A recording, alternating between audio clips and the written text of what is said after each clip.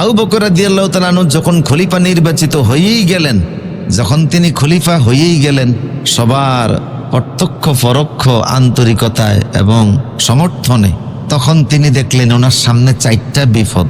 কয়টা বিপদ? খলিফা হওয়া মাত্রই তিনি দেখলেন যে সামনে 4টা মুসিবত, বিপদ অপেক্ষা করতেছে।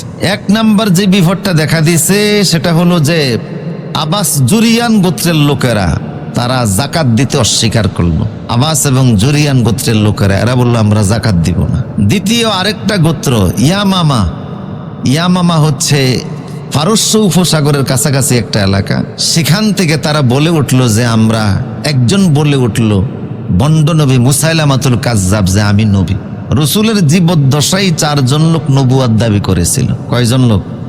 রসুলের এন্তেকালের শেষ দিকে, জীবনের শেষ সায়ান্নে শেষ দিকে এই 4 জন লোক নবুয়াত দাবি করেছে। এর ভিতরে একজন হলো ইয়ামামার মুসাইলামাতুল কাজ্জাব, আরেকজন হলো আসওয়াদ আনাসি। আসওয়াদ আনাসি পরবর্তীতে সে খাঁটি মুসলমান হয়েছে, কালেমা পড়ে পুনরায় সে ঈমান গ্রহণ করে খাঁটি মুমিনে পরিণত হয়েছে। সে তার ভুল বুঝতে পেরেছে। আসওয়াদ আনাসি নবুয়াত দাবি করেছে, তবে সে মুমিন হয়ে গিয়েছে। একজন ছিল সাজা নামক মহিলা, সেও নবী দাবি করছে। শুধু তাই না, এই সাজা এও নবী দাবি করছে।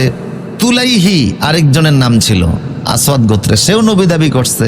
মুসাইলামাতুল কাজ্জাব সেও নবী দাবি করছে। এই 4 জন লোক নবুয়াত দাবি করলে রসুলের জীবদ্দশায়। তো একজন কালেমা ভরে মুসলমান হয়েছে, আর সাজা নামক মহিলাকে বিবাহ করছে আরেক নবী দাবিদার মুসাইলামাতুল কাজ্জাব। মানে মহিলা নবীরে বিয়ে করছে কে? পুরুষ নবী। দুজনই নবুয়াতের দাবিদার। বিবাহের পরে মুসাইলামাতুল কাজ্জাব এই মহিলার মহারানা দেয় না। তা মহিলার আত্মীয় স্বজন বলে যে তুমি যার কাছে বিবাহ বসেছ সে তো নবী দাবি করছে, সে নবী বলতেছে, আর তুমিও নবী দাবি করতেছো। তো এক নবী আরেক নবীর সাথে বিয়ে হয়েছে, মহারানা দিচ্ছ না কেন? আর তোমার মহারানা সে দিচ্ছে না কেন? সে কি মহারানার বিধান জানে না? তো মুসাইলামাতুল কাজ্জাবকে বলে যে লোকেরা আমাকে লজ্জা দিচ্ছে, শরম দিচ্ছে যে তুমি আমার মহারানা দেও না, আত্মীয় স্বজন আমাকে শরম দেয়, এটা কি করা? মুসাইলামাতুল কাজ্জাব বলল যে আমি তো গরিব মানুষ, টাকা পয়সা নাই।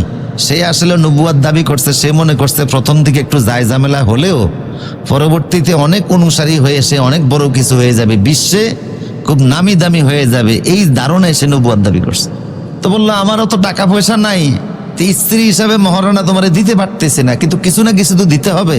তা আমি যেহেতু নবী, নবীর পাওয়ারে, নবীর ক্ষমতায় তোমার এশার নামাজ আর ফজর নামাজ মাফ করে দিলাম। একটা হইল নবী কি মাফ করে? নামাজ মাফ করে।